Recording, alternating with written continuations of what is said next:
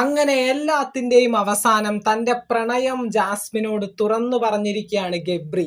ഇന്ന് രാവിലത്തെ ലൈവില്, അതായത് വീക്കെൻഡ് എപ്പിസോഡ് കഴിഞ്ഞ് നമ്മുടെ ലാലേട്ടൻ പോയതിനു ശേഷം വൈൽഡ് കാർഡ്സ് ഒക്കെ വരുന്നതിന് മുന്നേ നടന്ന ലൈവിലാണ് ഗബ്രി ജാസ്മിന്റെ തൊട്ടടുത്ത് കിടന്ന്. ഇപ്പോൾ നമ്മുടെ യമുന റാണി പോയപ്പോൾ ഏറ്റവും കൂടുതൽ അഡ്വാൻറ്റേജ് കിട്ടിയ രണ്ട് വ്യക്തികളാണ്. ഇവർക്ക് ഇപ്പോൾ തൊട്ടടുത്ത് കിടന്നുറങ്ങാനായിട്ട് പറ്റുന്നുണ്ട്. അങ്ങനെ ജാസ്മിനോട് വളരെ മാന്യമായിട്ടാണ് ഗബ്രി ഇപ്പൊ സംസാരിക്കുന്നത്. ലാലേട്ടൻ വന്നു പോയപ്പോൾ അവിടെ ഇരിക്കുന്ന വ്യൂവേഴ്സിന്റെ ഭാഗത്തു നിന്നും അതോടൊപ്പം തന്നെ ലാലേട്ടന്റെ ചില സംസാരങ്ങളിൽ നിന്നും കിട്ടിയ ഒരു ഹിന്റ് കൊണ്ട് എന്തൊക്കെയായാലും ഇവരുടെ ബന്ധം അധികം ഇനി അതിക്രമിക്കാനായിട്ട് പാടില്ല, എപ്പോഴും ചെയ്യുന്നത് പോലെ കെട്ടിപ്പിടിച്ച് മുമ്മ വെച്ചു എന്ന് സംസാരിക്കാനായിട്ട് പാടില്ല എന്നുള്ള വ്യക്തമായ ഒരു ബോധം വന്ന ഗബ്രിയെ പോലെയാണ് ഗബ്രി. കുറച്ച് അകലം പാലിച്ചുകൊണ്ട് ഞാൻ നിന്റെ വിരലിലൊന്ന് തൊട്ടോട്ടെ, അതിന് വലിയ പ്രശ്നമൊന്നുമില്ലല്ലോ എന്ന് പറഞ്ഞ് ജാസ്മിന്റെ കയ്യിലൊക്കെ ഒന്ന് ചെറുതായിട്ട് തൊട്ടിട്ട് നമ്മുടെ ഗബ്രി പറയുന്നുണ്ട്, എന്നോട് ഇവിടെ അർജുനും അതുപോലെ തന്നെ പല വ്യക്തികളും പറഞ്ഞിട്ടുണ്ട്, നീയാണ് എനിക്ക് ഇവിടെ കിട്ടിയ ഏറ്റവും വലിയ സ്വത്ത് എന്ന് പറയുന്നത്. നീയായിട്ടുള്ള സുഹൃത്ത് ബന്ധമാണ് എനിക്ക് ഏറ്റവും പ്രിയപ്പെട്ടത്. ഇപ്പോൾ നീ ഇല്ലാതെ എനിക്ക് പറ്റാതെയായി ജാസ്മിൻ എന്നൊക്കെ പറയുന്നുണ്ട്. അതിനുശേഷം ഗബ്രി ഒരു കാര്യം പറയുന്നുണ്ട്, ജീവിതകാലം മുഴുവൻ ഇതിങ്ങനെ തന്നെ കൊണ്ടുപോകാനാണ് എനിക്കിഷ്ടം. നീ എൻ്റെ കൂടെ ജീവിതകാലം മുഴുവൻ വേണം. എത്ര വൈൽഡ് കാർഡ്സ് വന്നാലും അല്ലെങ്കിൽ എത്ര കണ്ടസ്റ്റൻസ് ഇവിടെ വന്നാലും എത്ര മാനിപ്പുലേഷൻ നടന്നാലും നീ ഒരിക്കലും എന്നെ വിട്ടു പോകരുത്.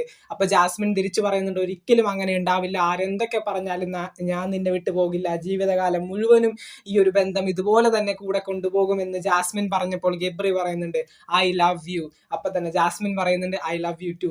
അങ്ങനെ രണ്ടുപേരും തമ്മിൽ പ്രണയത്തിലായി എന്ന് തന്നെ പറയേണ്ടി വരും. പക്ഷെ കൂട്ടുകാർക്കിടയിലും നമ്മൾ ഐ ലവ് യു എന്നൊക്കെ അങ്ങനെയൊക്കെ പറയാറുണ്ടെങ്കിൽ തന്നെ ഇത് അങ്ങനെയല്ല. ഇതൊരു റൊമാൻറ്റിക് ടച്ചോട് കൂടി തന്നെയാണ് ഗബ്രി പ്രപ്പോസ് ചെയ്തതും ജാസ്മിൻ അത് അക്സെപ്റ്റ് ചെയ്യുന്ന രീതിയിൽ ഐ ലവ് യു ടു എന്ന് അടഞ്ഞ ശബ്ദത്തിൽ പറഞ്ഞതും എല്ലാം ഒരു പ്രണയബന്ധമായി തന്നെയാണ് നമുക്ക് തോന്നുന്നത്. ഇനിയും ഇതിനെ ഒരു സുഹൃത്ത് ബന്ധമായി കാണുന്നതിനോട് ഞാൻ ഒട്ടും തന്നെ യോജിക്കുന്നില്ല. പക്ഷെ ഇതിനകത്ത് കുറെ വിഷയങ്ങൾ ഇനി സംസാരിക്കേണ്ടതായിട്ടുണ്ട്. ബിഗ് ബോസിന് പുറത്തുള്ളവരുടെ ജീവിതത്തെ പറ്റി അധികം സംസാരിക്കാനായിട്ട് താല്പര്യമില്ലാത്ത ഒരാളെ തന്നെയാണ് ഞാൻ. പക്ഷെ എൻഗേജ്മെന്റ് കഴിഞ്ഞിരിക്കുന്ന ജാസ്മിൻ, 7 മാസത്തോളം അഫ്സൽ എന്ന് പറയുന്ന വ്യക്തിയെ പ്രണയിച്ച ജാസ്മിൻ എന്തുകൊണ്ടാണ് പിന്നീട് ഇവിടെ വന്നിട്ട് ഈ ഒരു മാറ്റത്തിലേക്ക് അല്ലെങ്കിൽ ഗബ്രിയെ സ്വീകരിക്കാനായിട്ട് തീരുമാനിച്ചത്? എന്തൊക്കെയായാലും ഇതിന്റെ ഇടയിൽ കുറെ കാര്യങ്ങൾ ഇങ്ങനെ കുഴഞ്ഞു മറിയുമെന്നുള്ള കാര്യം ഉറപ്പ് തന്നെയാണ്. അഫ്സലിന്റെ വോയിസ് ക്ലിപ്പും അതുപോലെ തന്നെ ഇൻസ്റ്റഗ്രാം സ്റ്റോറിയും അവളെന്റെ ജീവിതം ഇല്ലാതാക്കി ആളുകളൊക്കെ ഇപ്പൊ എന്നോടാണ് ചോദിക്കുന്നത്. ഞാൻ സമാധാനം പറയേണ്ട അവസ്ഥയിലാണ്. ബിഗ് ബോസ് ഹൗസിന്റെ ഉള്ളില് ജാസ്മിൻ അഫ്സൽ എന്ന പേര് പറഞ്ഞതുകൊണ്ടാണ് എല്ലാവരും എന്നെ ഫോക്കസ് ചെയ്ത് ഇപ്പോൾ സൈബർ അറ്റാക്കുമായിട്ട് മുന്നോട്ട് വരുന്നത്. അപ്പോൾ അത്തരത്തിലുള്ള കാര്യങ്ങളൊക്കെ ഇതിന്റെ ഇടയിൽ ഉണ്ട്. അപ്പോൾ എങ്ങനെയൊക്കെ ആവുമെന്ന് നമുക്ക് കണ്ടു തന്നെ അറിയേണ്ടതുണ്ട്. എന്തായാലും ഗബ്രി ജാസ്മിൻ ബന്ധം ഒരു സൗഹൃദമോ അല്ലെങ്കിൽ ഫ്രണ്ട്ഷിപ്പോ ആയിട്ട് കാണാനായിട്ട് ഇനി എനിക്ക് വയ്യ. അപ്പോൾ എന്തൊക്കെയായാലും നമുക്ക് നോക്കാം.